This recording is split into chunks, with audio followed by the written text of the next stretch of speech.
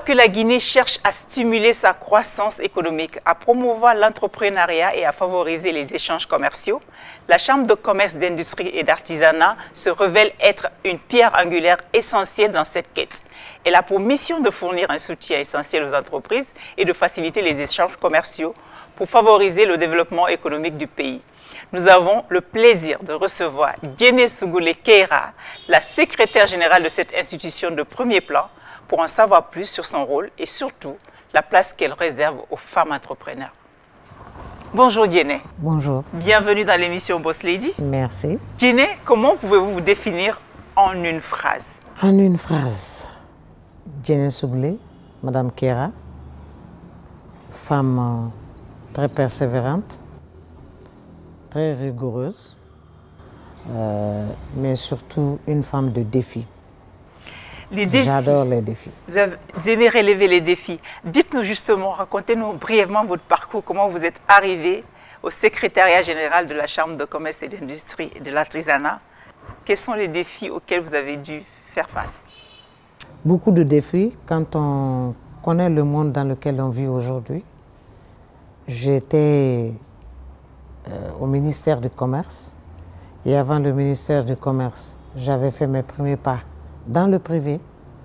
J'étais au centre de promotion des exportations où on organisait des manifestations commerciales et de là à un concours, je suis arrivé à la fonction publique où j'ai commencé mes pas à la Direction nationale du commerce extérieur.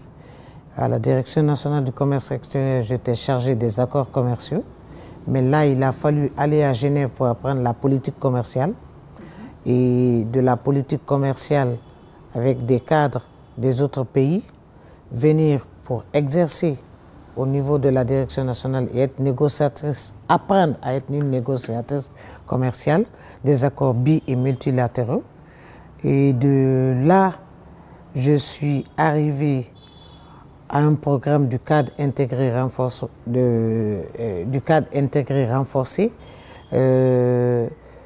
où j'étais coordinatrice nationale adjointe. Et de là, en tant que coordinatrice nationale adjointe, il s'agissait de faire un appui au ministère au niveau du renforcement des capacités, que ce soit des cadres, mais aussi de l'institution. Et de là, je suis arrivée à l'Office national de contrôle de qualité comme directrice générale adjointe. Et de là, je suis arrivée, on va dire, à la Chambre de commerce comme secrétaire générale.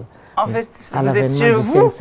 Vous êtes chez vous dans la Chambre de commerce parce que vous connaissez la maison entièrement. Mais alors, dites-nous aujourd'hui, cette Chambre, quelles sont les ressources et les services qu'elle propose aux entrepreneurs? La Chambre de commerce est faite pour les opérateurs économiques, c'est le secteur privé. Et la Chambre de commerce se propose des services, c'est-à-dire qu'elle a en son sein des adhérents qu'elle aide, au nom desquels elle parle et au nom desquels elle interagit avec l'État. Nous sommes l'interface entre les opérateurs économiques et l'État. Et donc, nous portons la voix de ces opérateurs économiques, leurs contraintes, mais aussi certaines politiques qui se mettent en place. Nous participons au débat pour justement les aider à avoir un cadre où ils peuvent investir. C'est vrai que l'investissement, c'est toujours un risque, mais ils peuvent atténuer, mais aussi leur permettre d'être protégés et aussi de les défendre. Parce que la Chambre, si j'ai bien compris, fonctionne presque comme un parlement. Donc vous êtes le secrétaire général et il y a un président, un vice-président. Oui, nous avons, on va dire, des instances. Nous avons l'Assemblée générale composée de 128 membres. Et de l'Assemblée générale, vous avez un bureau consulaire composé de 19 membres. Et après, vous avez l'administration consulaire. Et cette administration consulaire, dont je suis la chef, a en son sein des directions. Et ces directions, vous avez le partenariat, d'autres directions de promotion, d'appui. Vous avez des directions de communication, d'information commerciale et toute une administration qui sert de secrétariat et qui agit pour le compte du BCN, mais aussi de l'Assemblée générale. Et comment on fait pour adhérer, pour être membre de cette chambre? Pour être membre de la chambre, c'est simple. Il faut en faire la demande. L'adhésion est libre, mais il faut en faire la demande. On dépose au secrétariat général en ligne ou en copie physique une demande qui est adressée au président.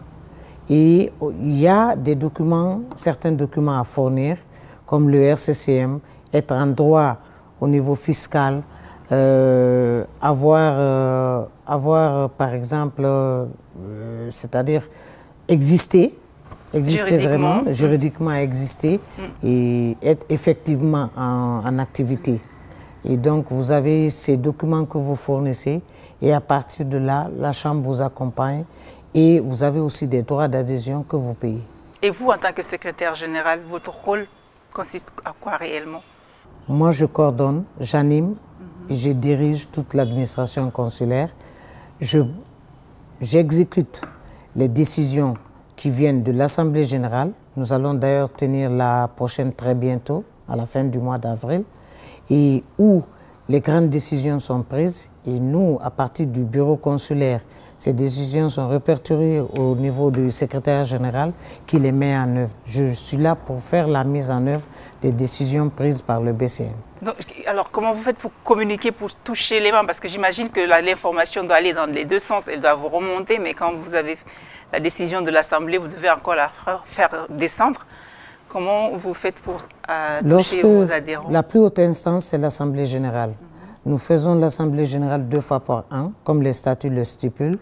Et au cours de l'Assemblée générale, on a un plan d'action qui est validé à ce niveau et qui est ramené au niveau du secrétariat général pour la mise en œuvre. Tous les points sont touchés et tous les points sont validés par l'Assemblée générale et par le bureau consulaire. Et donc, nous, en tant que secrétariat général, nous recevons des instructions du BCN qui nous dit ce qu'on doit faire. Et donc, la mise en œuvre du plan d'action dépend de tout ce qui est décidé au niveau du BCN et de l'Assemblée générale. Djiné, on va revenir sur l'entrepreneuriat féminin. Qu'est-ce que les femmes représentent aujourd'hui dans la Chambre de commerce et d'artisanat? Nous avons aujourd'hui beaucoup de femmes entrepreneurs, mais je reste encore sur ma faim parce que je leur fais appel tous les jours parce qu'elles ne sont pas formalisées, la plupart, ou même quand elles sont formalisées, elles ne sont pas encore, parce qu'il faut rappeler ici l'historique pour dire qu'on a fait au moins 19 ans de léthargie où vraiment la Chambre n'existait que de nom et où il n'y avait pas eu d'élection. Il y a eu l'avènement du 5 septembre qui a permis que toutes les instances de la Chambre soient mises en place et ce qui fait qu'aujourd'hui, vous avez encore des gens, des jeunes surtout entrepreneurs qui apprennent à connaître la Chambre. Et qui hésitaient à venir, j'imagine qu'ils viennent même. Encore à venir parce qu'ils veulent être rassurés, ils veulent savoir qu'est-ce qu'on a comme service à offrir, comment on peut les aider. Et parmi justement ces entrepreneurs, vous avez beaucoup de femmes que moi j'essaie de rencontrer et que j'essaie de faire venir à la Chambre. Mais pour venir à la Chambre, il faut bien sûr être intéressé par quelque chose. Et aujourd'hui, nous mettons des programmes de formation, d'appui, d'accès au marché et au financement, mais aussi d'accès au marché. Et nous faisons tout pour les faire participer à des manifestations commerciales qui se tiennent et en Guinée, dans la sous-région et à l'international. Ces femmes sont contactées par nous. Nous avons fait une mission économique, par exemple, en Allemagne, en décembre, où nous sommes allés quand même en bon nombre avec le ministre des Affaires étrangères, Dr Maurice Sanda, qui était le chef de la délégation, et avec le patronat, le président du patronat et d'autres personnes.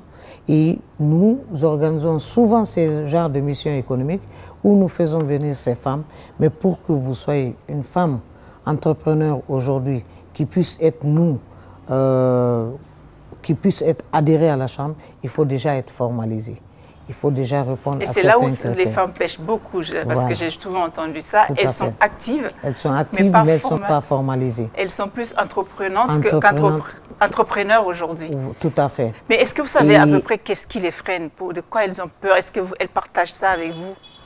Qu'est-ce qui, à votre avis? Il faut oser. Nous, on est arrivé là où on est arrivé parce qu'on a osé. Avant, les femmes n'avaient pas de chance. Quand moi je venais au ministère du Commerce, vous aviez quelques femmes qui étaient là, qui dirigeaient un peu, mais très de bon nombre. Nous, on a eu plein de problèmes pour accéder. Et donc, ces femmes doivent oser. Elles doivent se mettre en place que si elles veulent justement être considérées et être au même niveau que les hommes, et répondre à certains marchés aujourd'hui, elles doivent pouvoir se formaliser, elles doivent pouvoir suivre la réglementation en la matière. Et vous avez beaucoup de femmes qui préfèrent entreprendre comme ça, mais qui ne se formalisent pas. Justement, c'est un grand défi pour nous, et c'est en ça que nous sensibilisons tous les jours. Mais aujourd'hui, il faut dire qu'il y a 10 ans en arrière, beaucoup de choses ont changé. Ces femmes prennent conscience de jour en jour, et grâce aux partenaires au développement que nous avons, que je ne citerai pas là, mais essayer d'aider justement ces femmes à déjà faire d'elles des chefs d'entreprise capables et valables qui puissent vraiment se mettre à leur compte, se développer et justement vivre de leur passion. Et vous, personnellement, vous n'avez pas eu de difficulté en tant que femme d'être secrétaire générale d'une structure où on va dire que 80% quand même c'est des hommes? On va dire que c'est la première fois qu'une femme devient secrétaire générale déjà à la Chambre. C'est la première fois qu'une femme vient, et je crois que c'est la première fois qu'une femme jeune de mon rang aussi occupe ce poste. Et moi, pour ceux qui me connaissent, savent que je vous l'ai dit, je suis plein de défis, j'aime relever les défis, et pour moi, je n'ai pas de limite. Et pour la petite histoire, ça a été très dur, très dur. Mais il a fallu franchement que des managers viennent à la tête et qu'ils donnent la chance aux femmes et qu'ils donnent la possibilité à ces femmes justement d'exercer, de montrer de quoi elles sont capables. Je crois que ça s'est fait sur un coup, mais aujourd'hui je rends grâce à Dieu parce que je me suis battue et je ne m'arrête pas là. Je pense aller plus haut, plus fort, mais pour cela, il faut du sérieux, il faut travailler dur. Nous, on est arrivé au bureau des fois où vous n'avez rien à faire pendant des mois. On n'avait pas un seul dossier qu'on pouvait vous remettre. Et je rends grâce à Dieu parce qu'on a eu des moments où on n'avait même pas de bureau. Aujourd'hui, je peux être dans mon bureau et donner des instructions. Et faire avancer les choses. Faire avancer les Justement, c'est à force de faire occuper ces différents postes aux femmes que les petites filles, les jeunes filles vont s'inspirer et rêver un jour, dire pourquoi pas je veux être secrétaire générale de la Chambre de commerce, je veux être ministre de tel, etc. Donc c'est important que des femmes comme vous réussissent et on vous souhaite plein succès. Mais Jenny, qui vous inspire? Qui m'inspire? Je dirais ma grand-mère, je porte son nom, son prénom. Ma mère et beaucoup de femmes guinéennes, ces femmes qui se lèvent le matin très tôt, à 4 h du matin. Moi, je suis dans la commune de Matoto. Ces femmes que je vois se battre, qui sont les premières à se lever et les dernières à se coucher. Ces femmes qui sont au four et au moulin. Ces femmes qui habillent les enfants le matin, qui font la cuisine, qui vont au travail.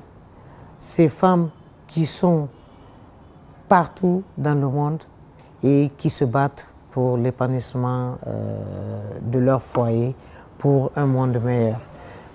Et comment vous voyez ce monde? Quelle est votre vision de ce monde? Ce monde, je ne me réjouirais de dire merci ou de voir ce monde meilleur que lorsqu'on aura donné la place qu'il faut aux femmes. Merci Jenny. Quel boss êtes-vous? Très exigeante, je l'ai dit. Je suis celle qui booste, celle qui pousse les gens à aller au-delà de leurs limites.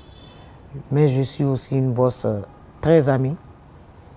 Je pense que c'est vrai que c'est difficile de parler de soi, mais je pense qu'on me regrette quand je quitte un poste, ce qui fait que je me dis que j'ai quand même des choses qui sont à apprécier. Je ne suis pas meilleure, mais j'essaie de faire mon mieux. Et ce que je dis toujours aux gens, c'est que je le fais dans l'intérêt de la boîte, je le fais pour le pays parce que je suis quelqu'un qui est passionné, quelqu'un de motivé et quelqu'un à qui on pourra tout reprocher, sauf de ne pas vouloir servir son pays. Je voudrais que vous continuiez ces recommandations en regardant cette fois-ci cette caméra en face et en parlant aux entrepreneurs. Qu'est-ce que vous avez envie de leur dire, Djene? Aux entrepreneurs guinéens, je dirais, la Chambre de commerce est là pour vous. Venez vers nous. Vous avez l'occasion aujourd'hui d'avoir une équipe, le secrétariat général et les élus qui sont à la Chambre ont laissé les portes ouvertes pour vous et nous sommes là pour vous servir. Aux jeunes femmes, aux jeunes filles qui sont là, osez entreprendre pour réussir. Merci beaucoup, Djene, d'avoir partagé votre expérience dans cette édition de Boss Lady. Et je l'ai entendu souvent, les femmes entrepreneurs, elles entreprennent, mais elles ne sont pas structurées. Vous l'avez compris, vous avez besoin d'être structuré pour être accompagné, vous avez besoin d'être structuré pour passer à l'échelle. Et aujourd'hui, vous avez à votre disposition la Chambre de commerce, d'industrie et d'artisanat.